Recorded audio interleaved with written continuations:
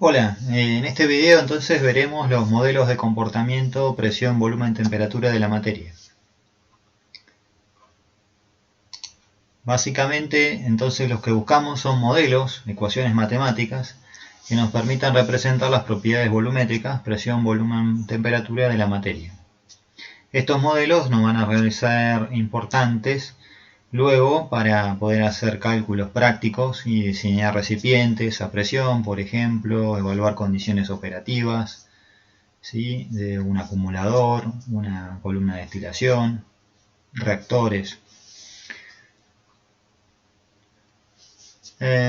Básicamente estos modelos son ecuaciones matemáticas entonces que denominamos ecuaciones de estado y que relacionan las variables que ya estuvimos viendo anteriormente en las clases, la presión, la temperatura y el volumen.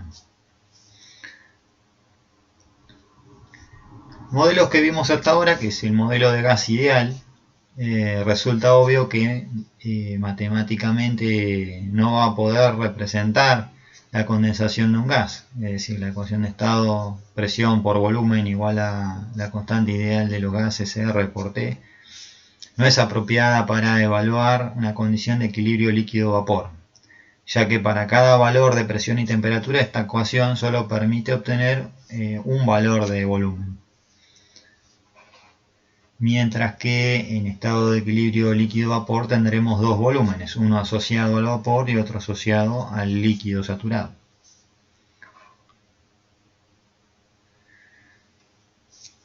A los efectos prácticos, para ver la desviación que hay respecto de la ecuación de estado de gas ideal o de la idealidad de una sustancia real, se define el factor de compresibilidad Z, a la relación entre el volumen real que ocupa un mol de una sustancia a una temperatura T y una presión P, y el volumen que ocuparía esta misma sustancia si se comportara eventualmente como un gas ideal a las mismas condiciones de temperatura y presión.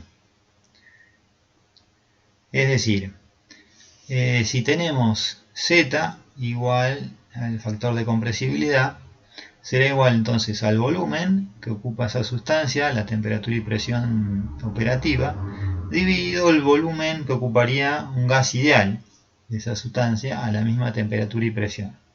Como el volumen de gas ideal es R por T sobre P, entonces podemos expresar que Z será igual a la presión por el volumen real dividido la constante ideal de los gases por la temperatura. A bajas densidades, es decir, cuando la presión tiende a cero, se cumple el modelo de gas ideal. ¿Cuándo es válido el modelo de gas ideal o qué hipótesis se deben cumplir para que tenga sentido este modelo? Básicamente que no debe haber interacciones moleculares, ¿sí?, entre las distintas moléculas que conforman la sustancia o el gas, y a la vez que estas moléculas no deben ocupar un volumen de espacio, es decir, el volumen que ocupan estas moléculas respecto del volumen de confinamiento de este gas es despreciable. En esas condiciones, es decir, a muy bajas densidades, se cumple la ley de gas ideal. Es decir, en este caso, en el límite para las presiones tendiendo a cero, ¿sí?, del factor de compresibilidad, que será igual al volumen de la sustancia real dividido el volumen de gas ideal, va a ser igual a 1. Veamos esto con un ejemplo práctico. En las tablas de vapor, digamos, que estuvimos evaluando para el vapor sobrecalentado de agua, podemos ver que a una temperatura de 100 grados centígrados y 10 kilopascales, estando el vapor como sobrecalentado, tiene un volumen, ¿sí?, molar de 309.420 centímetros cúbicos por mol. Si nosotros calculamos el volumen de gas ideal, utilizando la ecuación de estado de gas ideal, tendremos un volumen de gas ideal de 310.237 centímetros cúbicos por mol. Por lo cual nuestro valor de factor de compresibilidad es 0,997, es decir, prácticamente 1, por cuanto se estaría cumpliendo, ¿sí?, el modelo de gas ideal. en estas condiciones de presión y temperatura. Sin embargo, si nosotros ahora incrementamos en un orden de magnitud prácticamente la presión y alcanzamos los 101,33 kilopascales, la presión atmosférica, entraríamos en una zona de equilibrio líquido-vapor, es decir, tendríamos un vapor saturado. Y en este caso, si evaluamos el volumen de gas ideal, tendríamos un valor de 30.616,5 centímetros cúbicos por mol, con respecto a 30.114 centímetros cúbicos por mol, que es el volumen de vapor saturado real. Es decir, veríamos una mayor desviación, en este caso, con un Z igual a 0,983.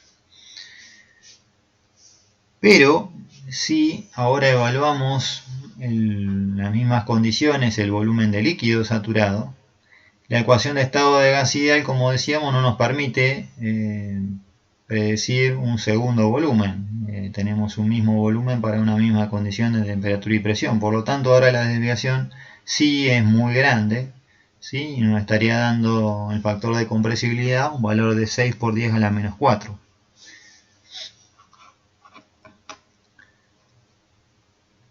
Entonces, podemos ver que con la ecuación de estado de gas ideal no podemos modelar en lo más mínimo, ¿sí?, el comportamiento volumétrico de las propiedades de los sólidos y los líquidos.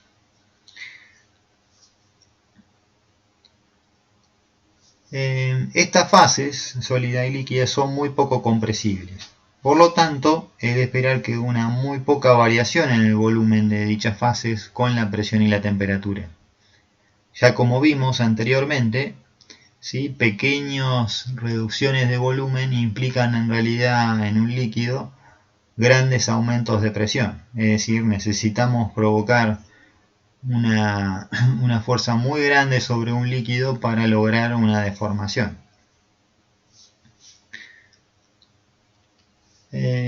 Si ahora nosotros relacionamos, ¿sí?, matemáticamente la temperatura, la presión y el volumen, entonces podemos ver que la diferencial exacta del volumen, el diferencial de B, será igual a la derivada parcial de B con respecto a la temperatura a presión constante por un diferencial de temperatura, más la derivada parcial del volumen molar con respecto a la presión a temperatura constante por un diferencial de presión. Se definen entonces, a los efectos prácticos, dos coeficientes que son muy interesantes: el coeficiente de expansión volumétrica beta y el coeficiente de compresibilidad isotérmica kappa. Beta es igual a 1 sobre el volumen molar por la derivada parcial del volumen molar respecto de la temperatura a presión constante, mientras que kappa, el coeficiente de compresibilidad isotérmica, es igual a menos 1 sobre el volumen molar por la derivada parcial del volumen molar respecto de la presión a temperatura constante. Si nosotros ahora reemplazamos nuestros términos, beta y kappa, en la ecuación diferencial de volumen, y despejamos el volumen hacia el lado izquierdo de la ecuación, llegamos a esta ecuación que nos relaciona el volumen, ¿sí?, con la temperatura y la presión. Como para los sólidos y los líquidos, lejos del punto crítico, los valores de beta y kappa son pequeños, prácticamente son constantes con la temperatura y la presión, siempre y cuando, repito, estemos lejos del punto crítico de la sustancia.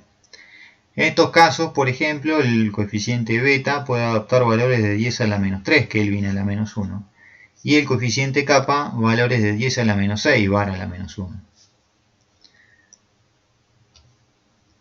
Por cuanto, integrando la ecuación diferencial que vimos anteriormente, es decir, el diferencial del volumen respecto del volumen,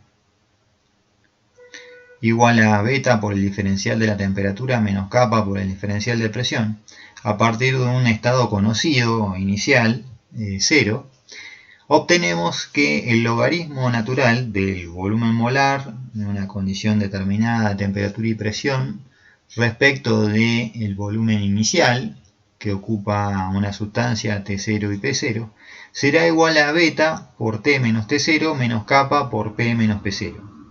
O sea, beta por delta T menos kappa por delta P.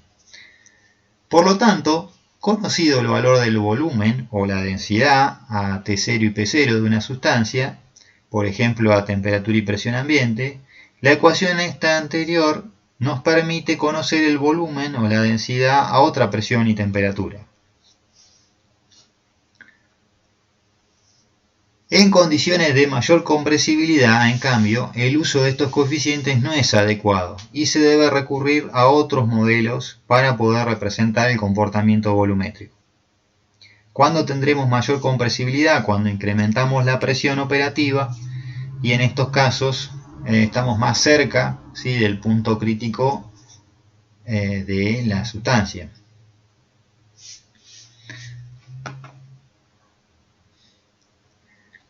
En estos casos resulta muy útil trabajar con otros modelos como son las ecuaciones de estado cúbicas.